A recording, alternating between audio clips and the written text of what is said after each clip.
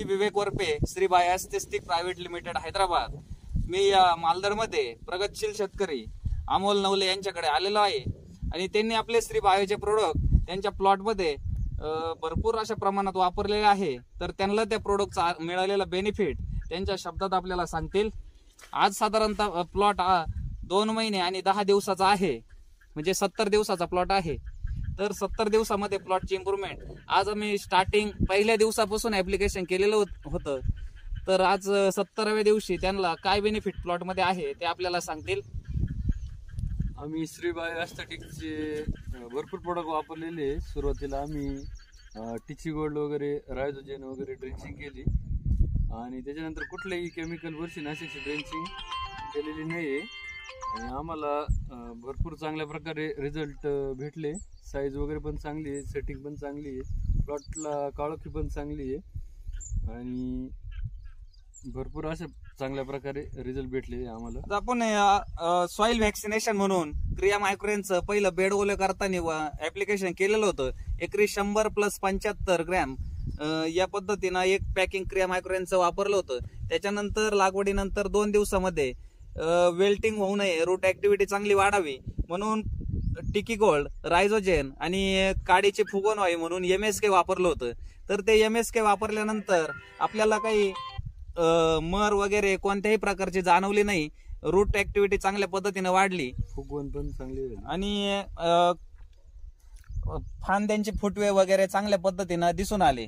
त्याच्यानंतर आपण पुन्हा क्रिया मायक्रोनचं एक 10व्या दिवशी ऍप्लिकेशन केलेलं होतं की जेणेकरून मायक्रॉप चांगल्या पद्धतीनं डेव्हलप व्हावेत आणि क्रॉपची डेव्हलपमेंट चांगल्या पद्धतीने होईल यासाठी। त्याच्यानंतर आपण फवारणीमधून कोणत्याही प्रकारची डावणी, करपा, भुरी येऊ नये म्हणून श्री 999 आणि सकिंग पेस्टसाठी स्पेक्ट्रम बायो हे वापरलं होतं। तर ते वापरल्यानंतर आपल्याला या प्लॉटमध्ये कुठेही करपा वगैरे जाणवलं नाही।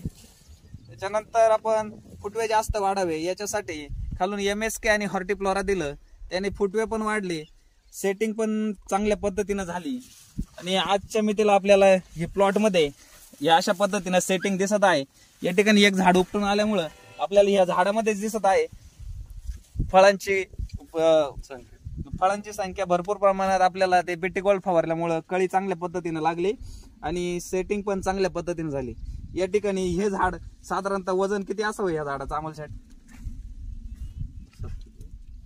7 किलो। तरी काही फळ हे पडल्यामुळे गळालेलं आहे आणि याची पूर्णपणे साईज झाल्यानंतर आपल्याला निश्चितच वाटतं की हे एक झाड 1 कॅरेट माल देऊ शकतं। तुम्हाला काय वाटतं याच्यामध्ये? चांगली इम्प्रूव्हमेंट साईज झाली। तर तुम्ही इतर शेतकरी मित्रांना काय सांगू शकाल? तुम्ही श्री बायोस्थेटिकचे प्रोडक्ट वापरले तर निश्चितच चांगले रिझल्ट भेटतील तुम्हाला आणि ऍव्हरेज पण चांगलं निघेल। श्री बायोस्थेटिकचं जर टिकी गोल्ड वगैरे जर जमिनीतून दिलं तर आपल्याला कोणतं केमिकल बुरशीनाशक द्यायची गरज पडेल? आजपर्यंत प्लॉटला 70 दिवसामध्ये एकही केमिकल बुरशीनाशक जमिनीमध्ये दिलेलं नाही।